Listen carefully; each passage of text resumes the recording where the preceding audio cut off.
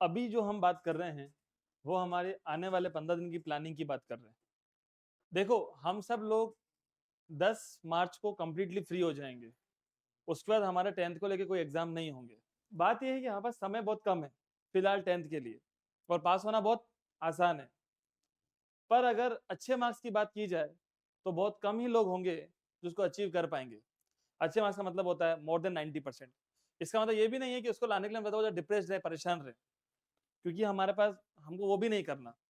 ठीक है, क्योंकि सब उसको अचीव नहीं कर पाएंगे। मेरा ऐसा कहना है, कोई बच्चा कितना भी कमजोर क्यों नहीं हो पढ़ाई में, इन 15 दिन की पढ़ाई करके भी 10 मार्च तक एग्जाम देके भी वो 70 तो आराम से फोड़ सकता है। कितना परसेंट फोड़ सकता है? 70 आराम से। उसमें ऐसी कोई दिक्कत ही नहीं है, कोई भी दिक्कत नहीं उसमें। बहुत ध्यान समझना, दो प्लान दे रहा हूँ। उन दोनों प्लान मतलब ये उसके लिए प्लान है जिसने पढ़ाई की भी है चाहे नहीं की। जिसने पढ़ाई नहीं की है वो साल भर, उसका टारगेट है 70% लेके आना। और जिसने की है उसके टारगेट की कोई लिमिट नहीं है, वो 100 भी ला सकता है। बहुत ध्यान से सुनना। आज तारीख है 1 फरवरी। ठीक है, लेट सपोज अभी हमारा जो एग्जाम है वो कब से बच्चों? 15 फेब से। ठीक है, बहुत ध्यान से समझना और इसको आप अभी अपने दिमाग में रिकॉर्ड कर लेना। 15 फेब को आपका पहला एग्जाम किसका है बेटा? इंग्लिश का एग्जाम है, फर्स्ट एग्जाम।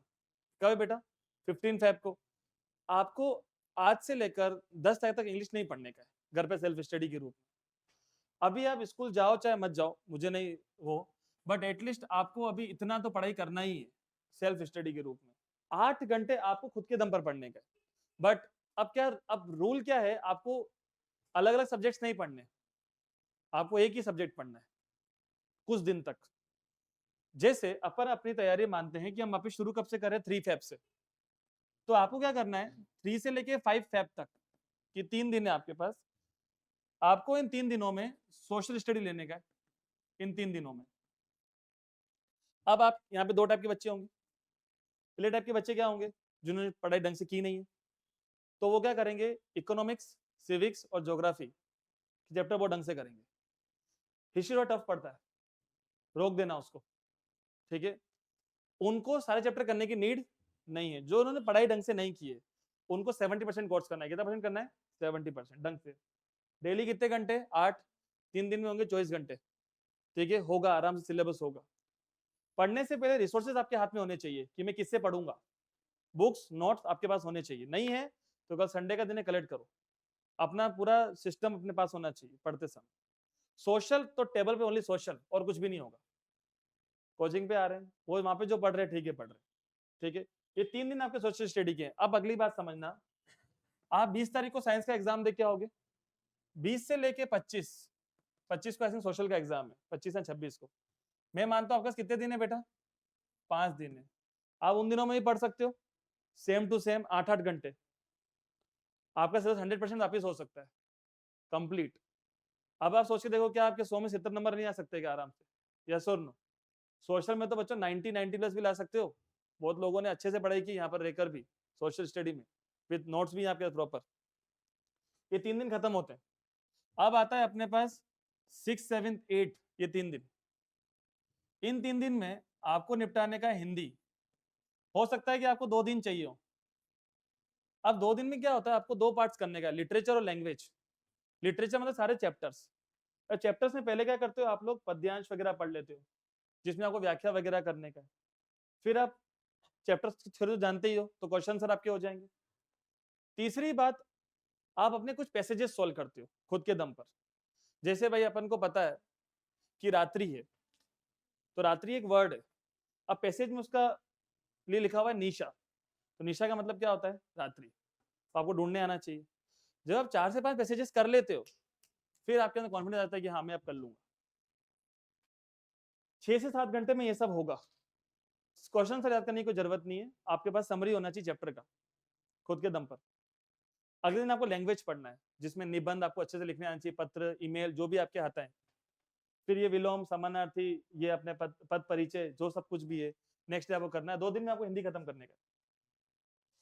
फिर आपको सुनना, बहुत अब जोरदार बात है, 8, 9 और 10, इन तीनों दिन को आपको साइंस पढ़ना है।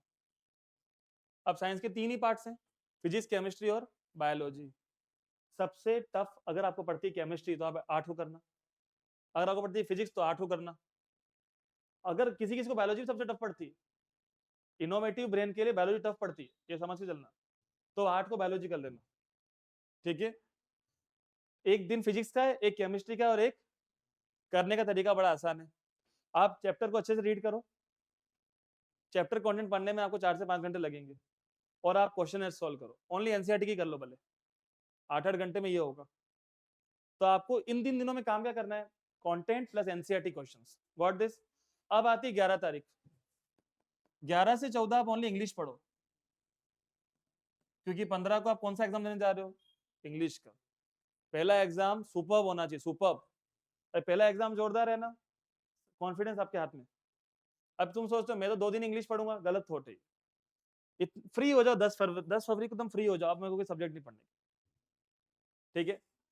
अब होता क्या है, इंग्लिश में आप वही हर एक की समरी अच्छे से, आपके हाथ से क्वेश्चन सर आप अच्छे से करो, आपको लेटर वगैरह जो भी पीछे हैं, एनालिटिकल राइटिंग है, अगर कोई आपके स्केच करके करना है, या कोई आपको पैराग्राफ लिखना है, स्पीच है, कुछ भी है, आपको खुद के हाथों से कम 5-5, 10-10 लिखने। इंग्लिश के लिए आपको 7 पेपर की बुक सॉल्व करनी पड़ेगी, इंग्लिश से कम 5 से 7 पेपर लगा लो, नहीं खरीदनी बुक, इंटरनेट पे मिल जाता डायरेक्टली, 10 से 7 पेपर निकालो, उसकी प्रिंट आउट निकलवा दो, ठीक है। अब बात ये आती है कि सर मैथ्स कब पढ़ेंगे, क्योंकि मैथ्स तो आपने ऑप्शन डाला ही नहीं सर। तो क्योंकि मुझे मालूम है 28 को आपके हिंदी का एग्जाम है, और उसके बाद 1 से 9 कितने दिन है, 9 दिन, 9 दिन हम क्या पढ़ेंगे, मैथ पढ़ेंगे, क्योंकि मैथ ही पढ़ोगे फिर इतने समय वैसे ही भूल जाओगे। 1 से 9 मैथ पढ़ेंगे, 9 दिन में करने के 14 चैप्टर तो करने हैं, बहुत आराम से होगी वो। इसीलिए इन दिनों प्लीज मैथ्स को लेके मत आना, अभी कब से, 3 फेब से। This is the plan for 15 days. बच्चों 2 बात हमेशा याद रखना, कि अगर हमारे परसेंटेज भले कितने भी कम है, इन दिनों में पढ़ के और एग्जाम के दिनों में पढ़ के भी हम 80+ आराम से ला सकते हैं, इतनी कोई बड़ी बात ही नहीं है ये, गॉट दिस। बड़ी बात तो कंपटीशन एग्जाम में होती है। क्लियर हो गया आपको मेरी बात, दिस इज द प्लान।